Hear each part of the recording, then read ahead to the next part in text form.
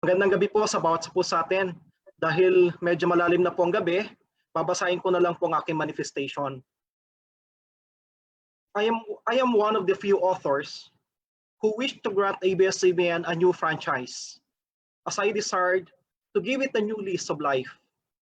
I filed House Bill number 6901 because the party list group, Kabayan Partylist, that I represent was of the initial impression that ABS CBN is worthy thereof, and while ABS CBN is not a perfect company, it will strive to be better.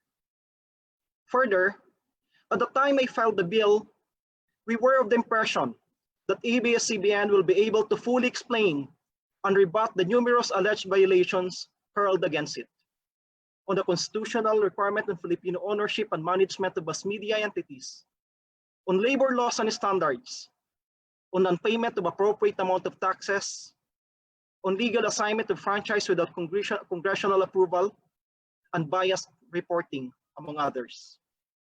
Finally, we initially thought that providing certain parameters to address the alleged violations of ABS CBN in the franchise to be granted will be welcomed by the applicant. The proposed 7 parameters are: first, strict compliance with the Constitution, laws, rules, and regulations, including labor laws and standards. Promotion of employment and security of tenure. Ensuring impartial and balanced reporting. Promotion of positive Filipino values. Provision of public service time. Strengthened self-regulation of contents, and reasonable and equitable rates of election ads. Most of these proposed parameters were already present in ABS CBN's expired franchise and in the current franchise of other networks, while the others are deemed written therein. Wala po akong nilalatag na bagong regulasyon sa prangkisa ng ABS-CBN. Nililinaw at iniisa-isa ko lang ang mga ito na pamantayan na kailangan nilang sundin sapagkat sa dami ng aligasyon ng paglabag, lumalabas na nakakaligtaan o napapabayaan ng mga nagpapalakad ng ABS-CBN ang mga obligasyon nila sa bayan at sa ating mga mamamayan. And yet, I was reported to be imposing strict regulations to ABS-CBN with our proposed parameters. ABS-CBN's Christian B. Esguerra reported, quote unquote, that the proposed parameters, quote, were seen as the government's way to control the shattered news network repeatedly criticized by President Rodrigo Duterte, unquote. Journalism professor Christian Esguerra passed it on as a news article, and yet the first sentence is already laced with his biased personal opinion. Okay lang po sana kung sinulat ni Ginong Esguerra isang opinion o editorial at hindi news article.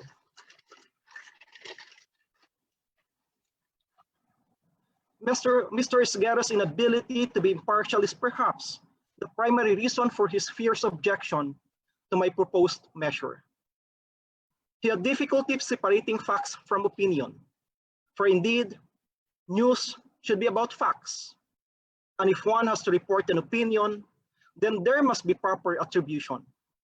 But it's a cardinal sin for a journalist to pass on his opinions as facts. Now, as the hearings draw to a close after spending many days, several weeks, and countless hours listening to the testimonies and answers of resource persons, both for or against the grant of a new franchise to ABS CBN, in which I have actively participated, my party list and our constituents who expressed their sentiments in our social media posts are convinced that the pieces of evidence presented, discussed, and distilled in the hearings favor the oppositors. Sa pagtatasa namin, ang mga inailatag na ebidensya ay mas pumapabor sa mga hindi pumapayag na mabigyan muli ng bagong prangkisa ang ABS-CBN.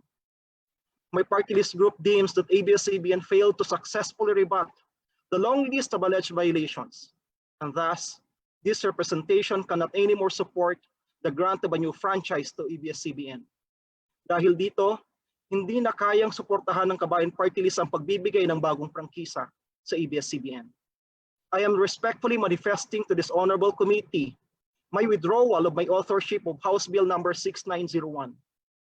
I have already submitted this afternoon to the Bills and Index of the House of Representatives my letter formally withdrawing my authorship thereof, a copy of which I will send to the Honorable Joint Committees. Before I end, Mr. Chairman, my heart grieves for the ABS CBN employees who face possible displacement, particularly at this time of the pandemic. As an act of redemption for its employees, I hope that ABS CBN will be generous enough to attend to its employees' needs in these difficult times, as it may be its last act of magnanimity to the people it has considered its family. In any case, I am also certain that this will just be temporary setback to majority of its employees, as other networks and stations will readily accept a workforce that comes with proven talents and expertise. Nonetheless, I shall continue to push for the inclusion of the 7 parameters I outlined in House Bill 6901 and 6902, particularly a pro-labor provision to be the underlying principles of all broadcast media in the Philippines.